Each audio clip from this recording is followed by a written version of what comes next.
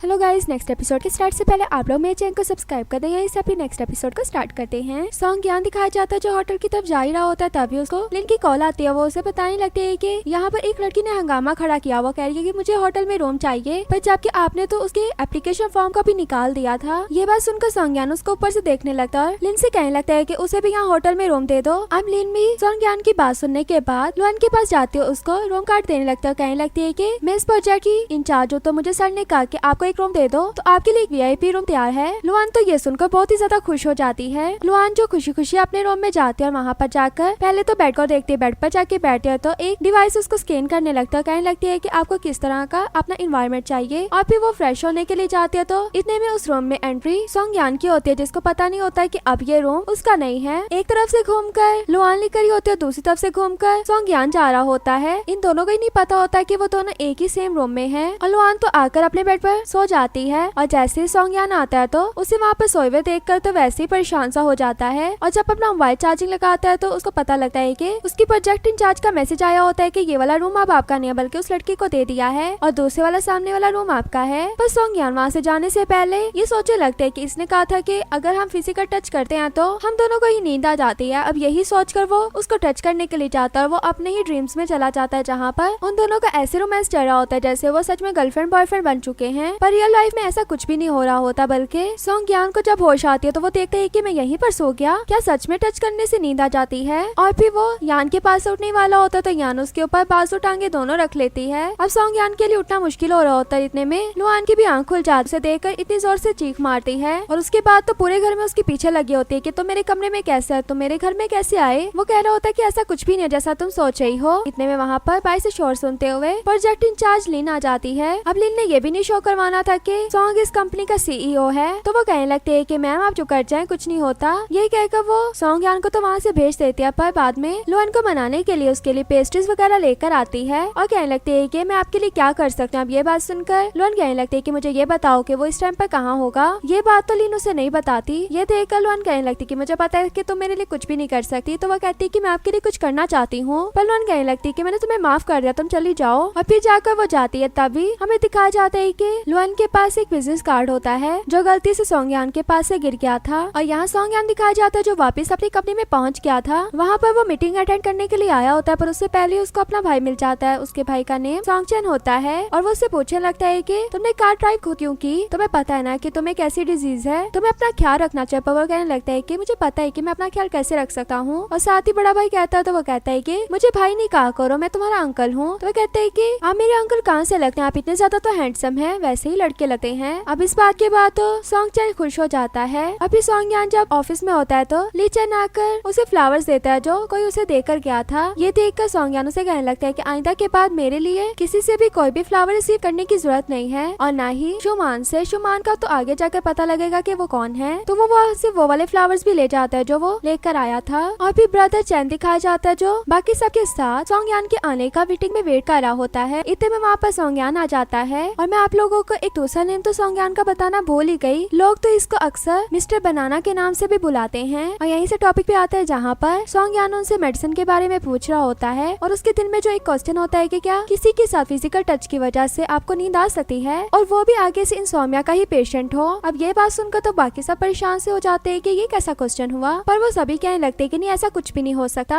ऐसा पॉसिबल ही नहीं है। और सॉन्ग चैन सॉन्ग ज्ञान से कहने लगता है कि मुझे तो लगता है कि तुम्हें एक राइटर बनना चाहिए, जैसे तुम क्वेश्चन पूछ रहे हो। तो सॉन्ग ज्ञान उसे चुप करवाने लगता है, खुद भी चुप हो जाता है अपने क्वेश्चन के बाद। और फिर लुटांग दिखाई जाते जो भागते हुए जीजाओ के पास आती है। जीजाओ से देखकर कहने लगता है कि तुम यहाँ कैसे। उसको अपने पास में बैठाकर अपनी इंडेक्स फिंगर को उसके इंडेक्स फिंगर के साथ टच करके देखने लगती है कि क्या सच में मुझे इसके साथ भी नींद आएगी। पर काफी टाइम करने के बाद ऐसा कुछ भी नहीं होता। जीजाओ तो यही देख देख कर खुश हो रहा होता है कि इसे फिंगर के साथ फिंगर टच की, पर अभी भी कुछ पूरा नहीं हुआ था। तो टोंग उसे हक ही कर लेते, और ये देखकर तो जीजाओ और भी खुश हो जाता है। इतने में लुआन पीछे के लोगों की बातें सुनती कि क्या ये जीजाओ की गर्लफ्रेंड है। अब ये बात सुनने के बाद तो वो फौरन उससे दूर हो जाती है, और उससे कहने लगती है कि मैं तो एक एक्सपेरिमेंट कर रही थी। ये सुनकर तो जीजाओ का तो मुंह उतर जाता है, और कहने लगते है कि क्या मतलब तुम एक्सपेरिमेंट कर रही थी। तो वो कहने लगती है कि मुझे अपने इंसोम्निया का इलाज मिल चुका है, तो तुम्हें मेरे लिए कोई भी डॉक्टर अरेंज करने की जरूरत नहीं है। कहकर वहाँ से भाग जाती है। और हमें सॉन्ग ज्ञान दिखाया जाता है जो रात को मेडिसिन लेते हुए सोच रहा होता है कि क्या ये उसी लड़की की वजह से मुझे नींद आती है या इस मेडिसिन की वजह से। ये सोचते हुए वो मेडिसिन खा लेता। उधर से लुआन जो अपने स्लीपिंग कॉट के सामने बैठ बैठकर यही प्रे कर रही होती कि मुझे रात में नींद आ जाए। दोनों को ही रात में नींद नहीं आ रही होती। सोंगयान तो फिर से क्रोशे का काम करने के लिए बैठ जाता है और लुआन जो करवटें ही बदली जा रही होती है और आखिरकार सुबह हो जाती है, पर लुआन पूरी रात नहीं सो पाती। और फिर लुआन भी सोच रही थी कि वो जो कार्ड पे नंबर लिखे थे उसी पर कॉल करके देखती हूँ। जब वो कॉल करती है तो आगे से उस नंबर पर ली चैन बात कर रहा होता है। अब जब वो ली चैन का नाम लेती है तो ली चैन को भी लगता है कि कोई मेरी गर्लफ्रेंड होगी, तो वो उसे कहने लगती है कि क्या मैं तुम्हें याद नहीं हूँ, जिस पर वो अपनी इतनी गर्लफ्रेंड्स के नाम बता देता है। और उसके बाद जब वो कोई भी नहीं होती तो उसकी कॉल ही कट कर देता है। ये देखकर सोंगयान कहने लगता है कि तुम ऐसी लड़की की कॉल ही क्यों अटेंड करते हो जब तुमने बात ही नहीं करनी और ना ही तुम्हें उसके बारे में पता हो। तो वो कहने लगता है कि आखिर इतनी लड़कियां जो मुझ पर मरती हैं। और जब फिर से एक बार कॉल आती है तो आपकी बार सोंगयान कहने लगता है कि इसको स्पीकर पे करते हैं। और स्पीकर पे करने पर लुआन तो डायरेक्ट बोलने लगते है, कहने लगते है कि तुम्हें याद नहीं मैं होटल में तुम्हारे साथ सोई थी, बल्कि तुम मेरे साथ सोए थे, मैं नहीं तुम्हारे साथ सोई थी। अब ये बात सुनकर तो सोंगयान को समझ आ जाता है कि ये कौन सी लड़की है और इस बात के बाद तो वो फौरन कॉल कट करके उसको ब्लॉक कर देता है और लीची से कहने लगता है कि मैंने तुम्हारी हेल्प किया इस लड़की को ब्लॉक करने में। और खुद तो बेचारा इस बात के बाद तो इतना ज्यादा नर्वस हो जाता है। अब लुआन भी ब्लॉक होने के बाद सोच लेती है कि अब मैं उसको जाकर कंपनी में मिलूंगी। कंपनी में पहुंचती है तो बाई वाली लड़कियां उसको अंदर नहीं जाने दे रही होती अपॉइंटमेंट के बगैर। तभी वहाँ से सोंगयान गुजरने लगता है तो सोंगयान जैसे ही लुआन को वहाँ पर देखता है तो मुँह छुपाकर जल्दी से वहाँ से भागने लगता है, पर उसको भागते हुए लुआन भी देख लेती है और उसको आवाज देती है कि लीची तुम कहाँ पर जा रहे हो, जबकि उसको पता ही नहीं होता कि इसका नाम तो सोंगयान है। इतना पीछे लगती है कि आगे जाकर सोंगयान को उसके लिए रुकना पड़ता है और उसे कहने लगता है कि तुम्हें कितने पैसे चाहिए, बताओ मैं तुम्हें उतने पैसे दूंगा। पर लुआन उसे रोक देती है और कहने लगती है कि मुझे पैसे नहीं चाहिए। तो सोंगयान पूछने लगता है कि तुम मेरे पीछे क्यों पड़ी हुई हो, पैसे लो, मेरी जान छोड़ो। वो कहती है कि पैसे नहीं बल्कि मुझे तुमसे ये पूछना है कि क्या तुम्हारी गर्लफ्रेंड है। और सोंगयान का फेस देखकर कहती है कि मेरा मतलब ये नहीं, मैं बस ये चाहती हूँ कि मुझे अच्छे से नींद आ जाए। जितनी बार मैं तुमसे मिली हूँ मुझे बहुत अच्छे से नींद आई है और अब दोबारा भी मैं यही चाहती हूँ, देखो इसमें हम दोनों का ही भला होगा। पर सोंगयान उसकी बात नहीं सुनता बल्कि इग्नोर करके उसे जाने लगता है। पर पीछे से लुआन रोते हुए कहने लगती है कि मैंने ऐसा भी क्या कह दिया था, अगर तुम्हें लगता है कि ऐसा कुछ नहीं होता तो तुम एक बार टच करवा लो ताकि मैं तुम्हारे पास कभी भी ना आऊं। अब ये बात सुनकर सोंगयान वहीं पर रुक जाता है और उसकी इस बात के बाद उसकी तरफ आते हुए कहने लगता है कि ठीक है मैं तुम्हें एक चांस देता हूँ। ये कहते हुए उसकी तरफ अपने हाथ फैला देता है तो लुआन भी उसकी तरफ भागकर हाँ कर लेती है। तो उसके हाँ करने के बाद इन दोनों को कुछ भी नहीं होता, ना ही किसी को नींद आती है। अब ये देखकर तो लुआन को जरा भी यकीन नहीं आता कि ऐसा कैसे हो सकता है। वो तो उसके फेस को भी टच करने लगती है पर तब भी कुछ नहीं होता। ये देखकर सोंगयान कहने लगता है कि अब बस कर दो, तुमने एक चांस मुझसे मांगा था ना, मैंने वो तुम्हें दे दिया, मैं यहाँ से जा रहा हूँ। ये कहकर वो वहाँ से चला जाता है। और अब इसके बाद भी लुआन को सुकून नहीं आता। वो फिर से बैठकर सर्च वगैरह करने लगती है। सर्च करने पर कुछ भी नहीं निकलता और सोचने लगती है कि ऐसा क्यों नहीं हुआ कि मुझे नींद क्यों नहीं आई। वही तो सोंगयान दिखाया जाता है जो मीटिंग से गुस्से से आ रहा होता है। तभी उसके पीछे से उसका भाई आता और आके कहने लगता है कि तुम्हें आजकल क्या हो गया है, कोई बात है तो मुझे बताओ, मैं तुम्हें डॉक्टर के पास लेकर जाता हूँ। सोंगयान उसे मना करने लगता है, कहने लगता है कि कुछ भी नहीं हुआ, ना ही मुझे डॉक्टर के पास जाना है। और ये कहकर वो जब अपनी कार की तरफ जाने लगता है तो वहाँ पर लुआन उसे फिर से नजर आ जाती है और लुआन को देखकर जल्दी से कार में बैठ जाता है। लुआन भी उसकी तरफ आने लगती है पर इतने में वो वहाँ से चला जाता है। पर लुआन जो नाम लीची ले रही होती है ये सुनकर पास में खड़ा लीची कहने लगता है कि तुम ये मेरा नाम क्यों ले रही हो, मैं तो कहीं नहीं जा रहा, मैं तो यहीं पर हूँ। तो वो कहती है कि वो कौन है अगर तुम्हारा नाम ये है तो वो उसको बता देता है कि वो इस कंपनी का सीईओ है। ये सुनकर तो वो हो जाती है कि क्या मतलब ये इस कंपनी का सीईओ है, क्या उसे भी इंसोम्निया की बीमारी है। ये सुनकर तो दोनों ही शॉक हो जाते हैं कि इसको कैसे पता लगा। और यहीं पर हमारा ये पार्ट भी एंड हो जाता है। वीडियो अच्छी लगे तो वीडियो को लाइक करना।